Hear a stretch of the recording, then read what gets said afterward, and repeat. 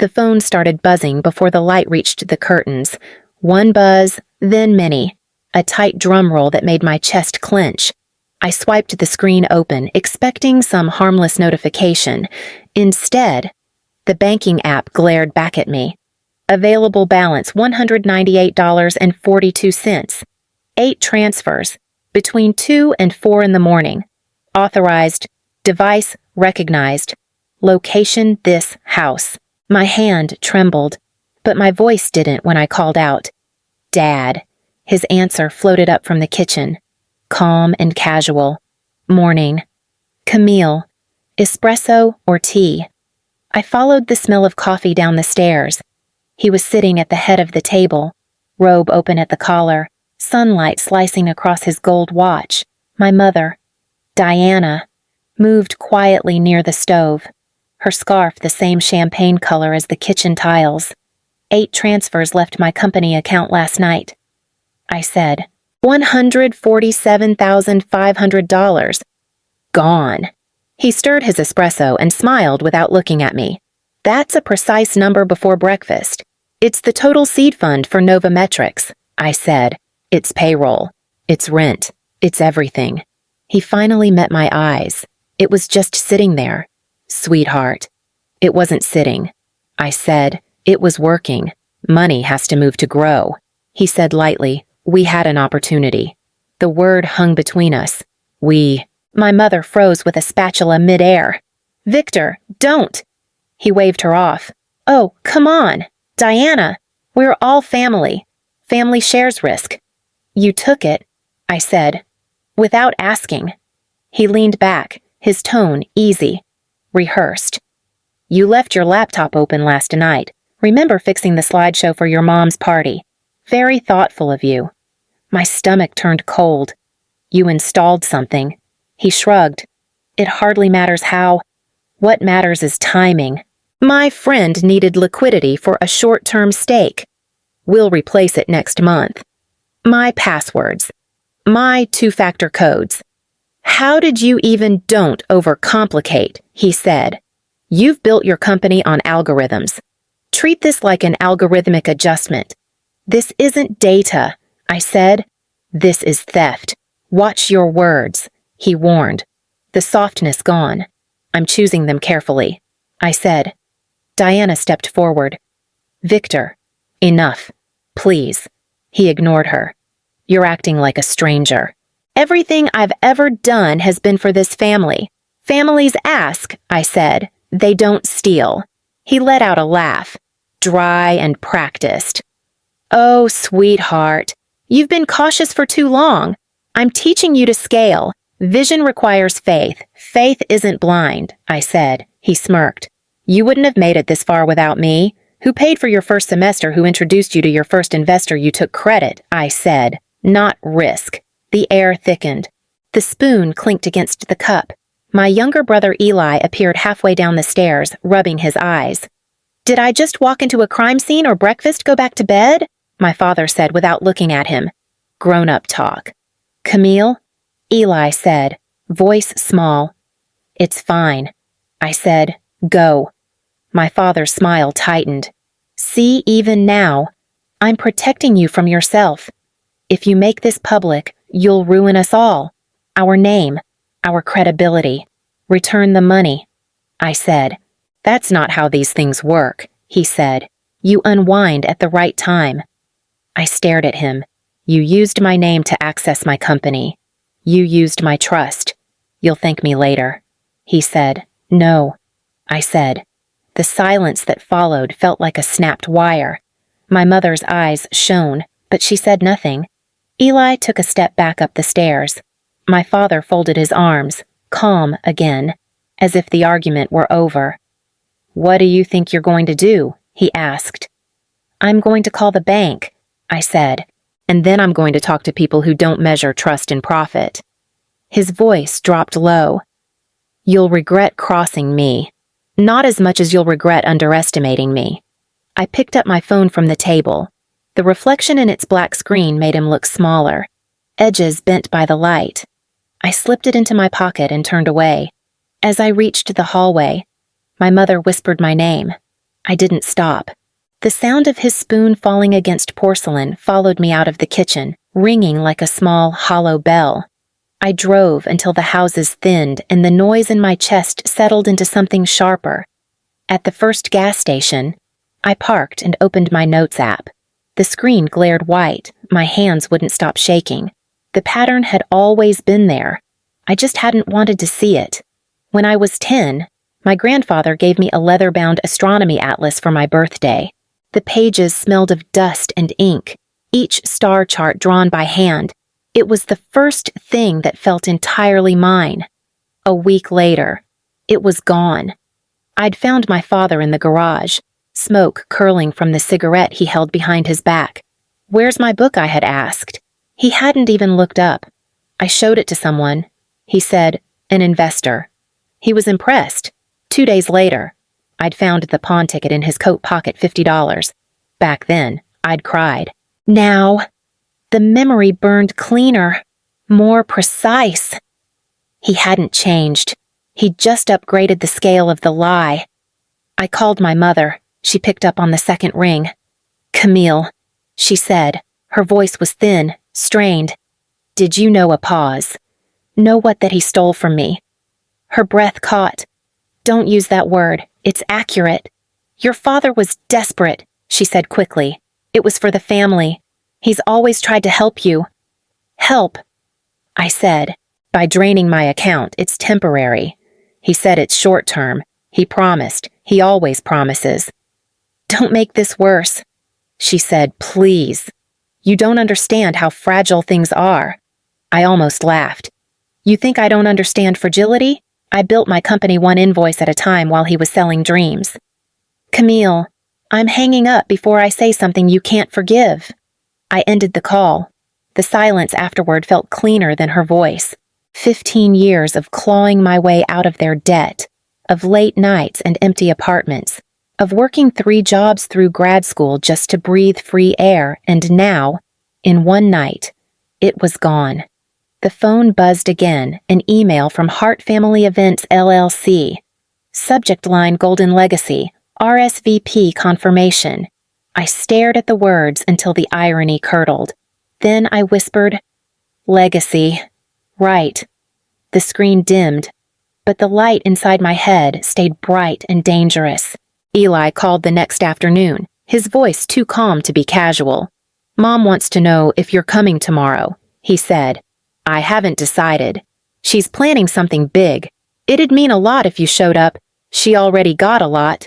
I said, "About mot trombone moi bain hinam tromjola." To be exact. He sighed. "Camille. She doesn't know everything. You know how Dad is. He keeps her in the dark. She keeps herself there." I said, "I'm not defending him." Eli said quickly, "Just maybe come. If not for them, then for me." Silence stretched. Then I heard myself say, "I'll think about it." The next evening, I walked into their new house, a monument to pretense. Victor opened the door like a game show host. "There's my girl." "The genius herself don't call me that," I said. He ignored it, kissing the air near my cheek. Everyone's dying to meet the brains behind Novometrics. Diana appeared behind him, radiant under the chandelier light. "Camille, you look tired," she said softly, pressing a glass of wine into my hand. "Work again." Something like that. Guests swirled around, laughing, glasses clinking. Victor guided me to a cluster of his friends' men in tailored suits, women perfumed like strategy. "This is my daughter," he said proudly. "Built a company from scratch, self-made. Got the drive from me, of course." The men nodded, polite smiles hiding boredom. One of them said, "You're the data girl, right? Heard you've got serious funding behind you." Victor grinned.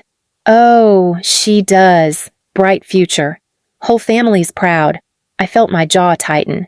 "That fund isn't for pride." I said, "It's for payroll." He laughed it off. "She's protective of her numbers." Engineer brain. Diana touched my arm. "Let's not talk work tonight. Then what should we talk about?" I asked. "The slideshow." Her smile flickered. "How did you?" Victor jumped in. "Actually, yes. Perfect timing. Cam, sweetheart, could you help me for a second? The old laptop froze again. It's for your mother's big moment. Ask one of your partners, I said. He lowered his voice, all charm evaporating. Don't embarrass her. Please. Eli appeared beside me, murmured, Just fix it. We'll get through the night. I set the glass down. Fine. Show me. The office was small and airless. An ancient laptop waited on the desk. Victor hovered behind me as I typed. Network drivers corrupted.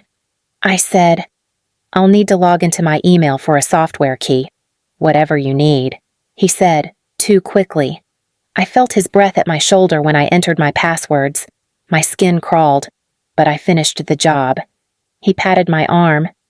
See, always knew you'd save us one day. I turned to him. You can stop pretending that's a compliment. His smile didn't move. Then take it as prophecy. I closed the laptop. Careful what you prophesy. Dad, it might come true. The laughter from the living room bled through the door as I sat at the desk. The laptop hummed like it was trying to remember how to live. Victor stood behind me, too close. His cologne sharp as a threat. Try again, he said. It just needs a little of your magic touch. I'm not a magician. I said, I'm a data scientist. Same thing. He said, you make numbers behave. I opened the control panel, fingers moving by muscle memory. The driver's corrupted. I'll have to re-download it. He leaned over my shoulder. Go ahead. I logged into my email to retrieve the license key. The old machine lagged between screens. Each pause made him shift, restless. Why not let it go? I asked without turning. Buy a new laptop. He chuckled. Some things are worth fixing. Family memories, for example. Memories don't need passwords. I said, they need preservation. He said smoothly, that's what you're doing preserving us. Diana's voice floated in from the hall. Is it working almost? Victor said. She's brilliant, as always. I downloaded the installer from my company's cloud account. My phone buzzed a verification code from the two-factor app. I entered it automatically, half aware of him watching every keystroke. The screen blinked. Done, I said. You're good to go. He placed a hand on my shoulder, gentle in gesture, heavy in meaning. You saved the night. I didn't do it for you. I said, standing. I did it because Eli asked. He smiled. That careful public smile he used when he needed something. Intentions don't matter. Only results. Then I guess we're even, I said. He closed the laptop lid softly. Not yet. I turned to him. What does that mean? He didn't answer. The party music swelled outside, and Diana called his name. He stepped away like nothing had happened. Smile for your mother, he said. It's her night. When I followed him back into the living room, he already had his arm around her. The perfect husband again. The guests clapped as the first slide flickered onto the wall photos of Diana's childhood, of their wedding, of me as a little girl holding that old astronomy book. Victor caught my eye and raised his glass. See, he said quietly. Almost proud, everything stays in the family. The first vibration woke me before dawn, then another, then a flood. I grabbed the phone from the nightstand, still half asleep, and blinked through the notifications. 8 transactions, all processed between 2 and 4 in the morning. The total balance in my business account, $198.42. Yesterday, it had been $147,500. I sat up, my throat raw. I called the bank immediately, after the 5th automated prompt. A woman's voice answered. This is Laura from the fraud department. How can I help you? My business account, I said. The funds disappeared overnight.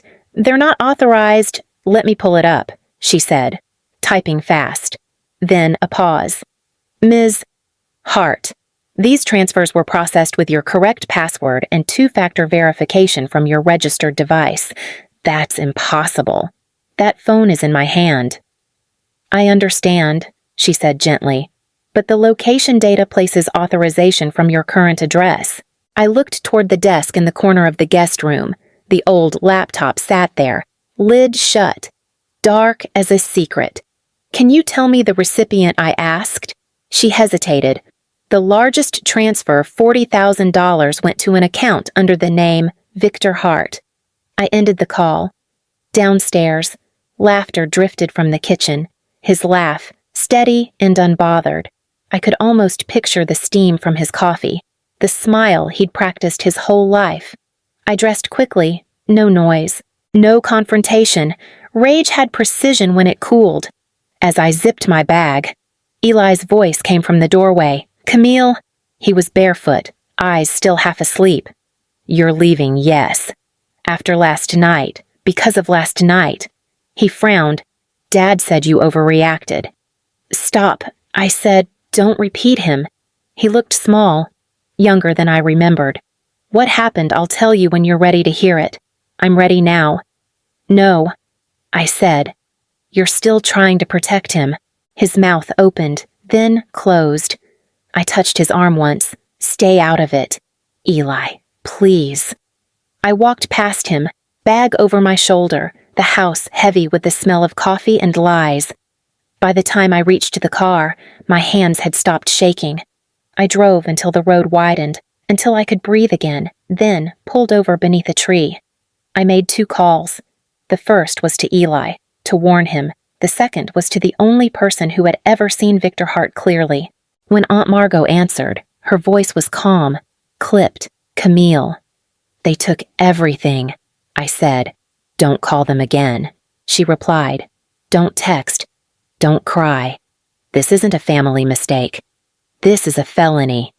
Her tone didn't rise, but the ground beneath me did. Aunt Margot met me at a small diner off the highway. She was already there when I walked in. Posture straight, pen in hand, a legal pad open beside her coffee. Sit, she said. Tell me everything. I did each detail, from the laptop to the bank call. She didn't interrupt once. When I finished, she closed the notebook slowly. He used a keylogger, she said. That means it was deliberate, premeditated. I nodded. The bank confirmed his name on one of the transfers. Margot exhaled. Then we treat this like what it is, wire fraud. Her calm was surgical. I wanted to borrow it, but mine came out jagged. He thinks I'll keep it quiet, that I'm still the daughter who won't embarrass him. That's because you always gave him silence, she said. Not anymore. A woman approached our table. Crisp suit, eyes sharp behind thin glasses. Margot gestured toward her. Camille, this is Cassandra Rhodes, cyber law attorney. Cassandra extended a hand. I reviewed the initial documents Margot sent. You have strong grounds. The keylogger makes it open and shut. Will the money come back? I asked. Her tone was factual, not cruel. Some, maybe, but if it's been moved or withdrawn, most of it's gone. What you'll get is justice and a record. Justice doesn't pay salaries. I said. It protects futures, she replied. Margot leaned forward. We'll file today. I'll help with the statements. For the next 2 hours, we built a case. Cassandra's laptop clicked. Margot's pen moved.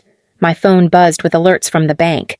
Each new transaction felt like another cut I had to count aloud.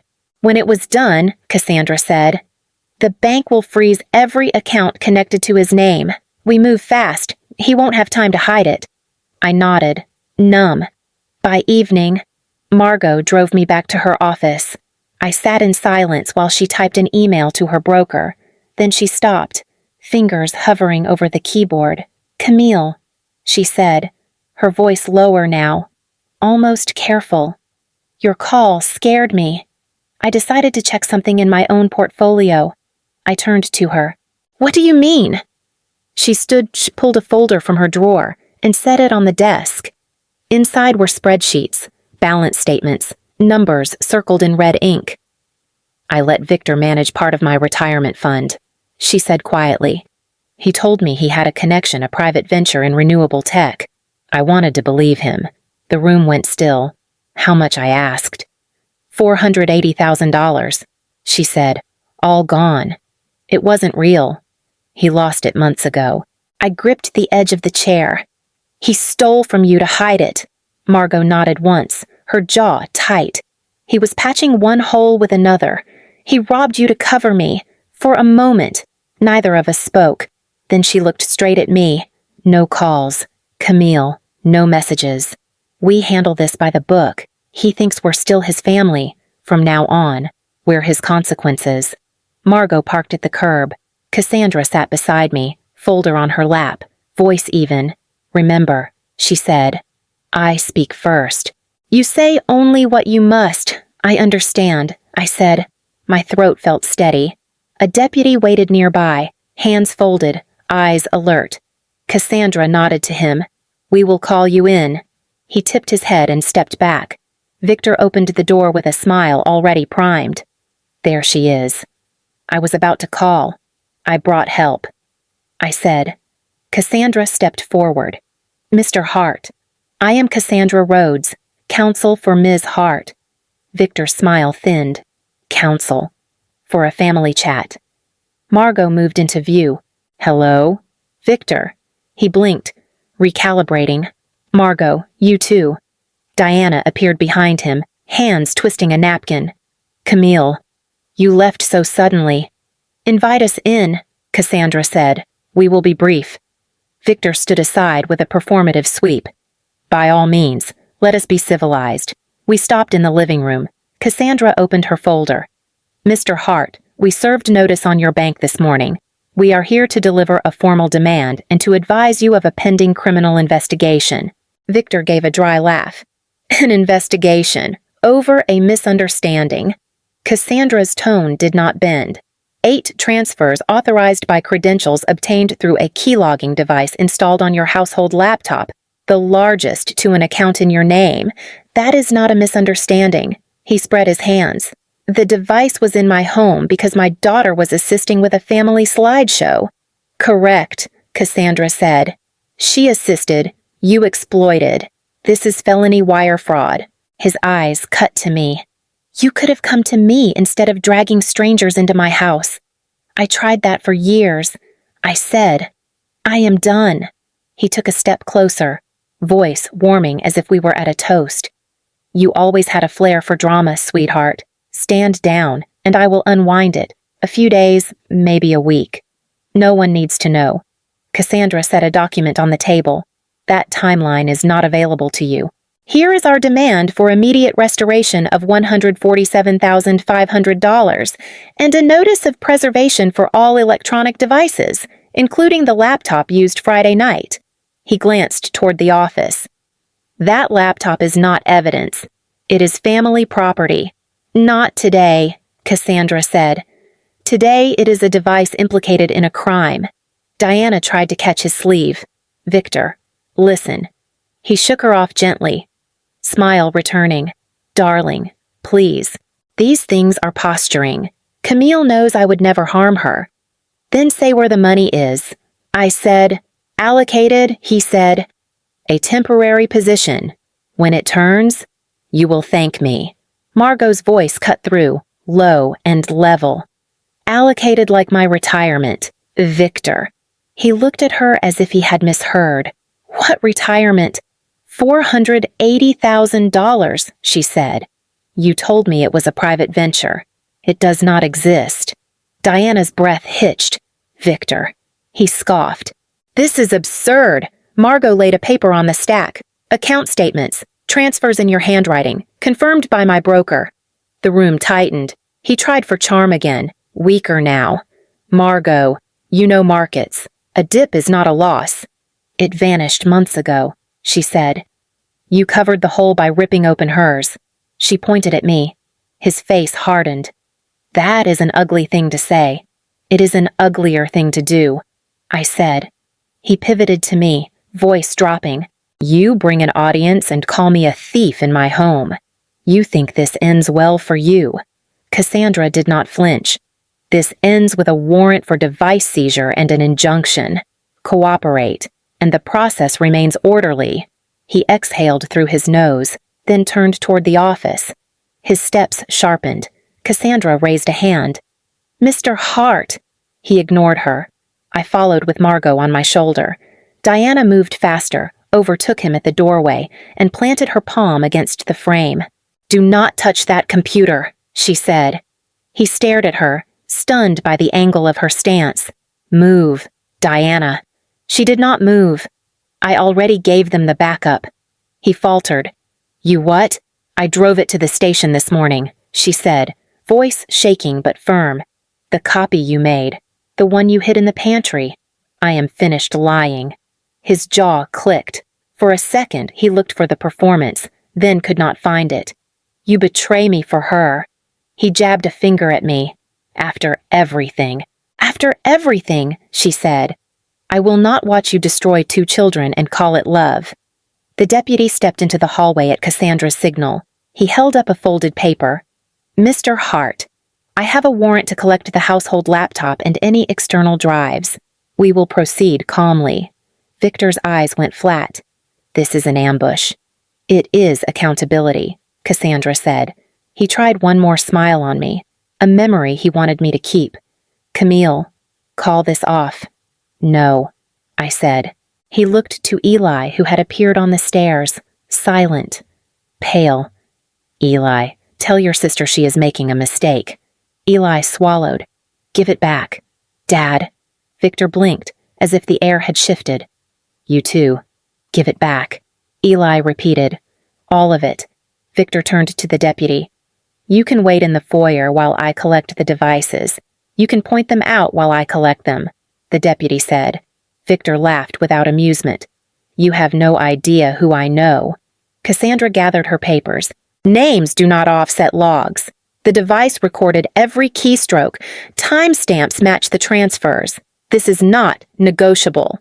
He pressed his fingers to his temples, then dropped his hands. "You are all overreacting." Margot's reply landed like a gavel. "You are out of credit." Diana stepped past him and opened the office door wide. "Take what you need," she told the deputy. "I will make a list." Victor watched as the deputy lifted the laptop and placed it in a bag. The sound of the zipper seemed to pull something from him. He reached for the back of a chair and held on. Cassandra signed the receipt. "Mr. Hart, further contact should go through counsel. Any attempt to move assets will trigger additional orders." He stared at the empty space on the desk where the laptop had sat. "You think you have won," he said quietly. "I think we have begun." I said. He looked at Diana again, searching for the old alliance. She kept her gaze on the deputy's form, on the list she was writing, on the pen that did not shake. Eli spoke from the stairs, voice hoarse. "I will pack tonight." Victor did not answer him. The deputy nodded to Cassandra and stepped out. Margot touched my wrist, a brief anchor. We turned toward the door. Victor's voice followed, low and frayed. "Camille." I stopped but did not face him. "You do not walk back from this," he said. "I am not walking back." I said, "I am walking out." I stepped into the hallway. Behind me, papers settled, a pen scratched, a breath hitched, and the house finally sounded like itself. The courtroom smelled of dust and paperwork. Victor sat at the defense table, thinner than I remembered. The tan gone, the suit too large.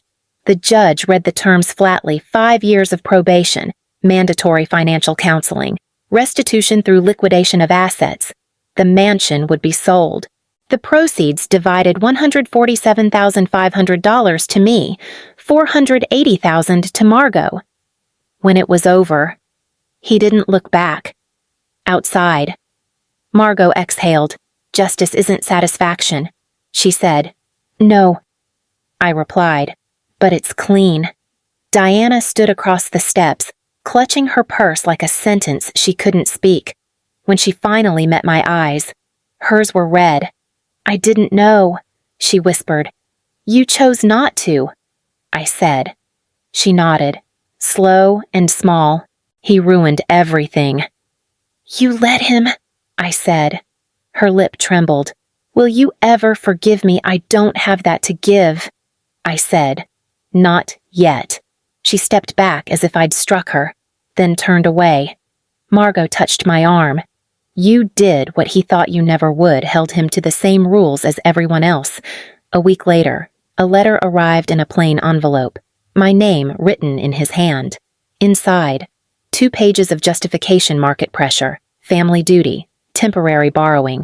Not once did he write "I stole." The final line read, "Everything I did for us." I folded it once and slipped it into a file labeled "Closed." 1 year later, the office hum of Nova Metrics filled the air. Margot, now our chief financial officer, stood at the glass wall, reviewing projections. Eli typed beside her, headphones around his neck. He grinned when he saw me. Investors confirmed the next round. Double what we expected. Good, I said. Keep it steady. On the wall behind my desk hung a framed scan of my grandfather's star map. Beneath it, a small plaque read, "Data never lies. People do." Margot handed me a folder.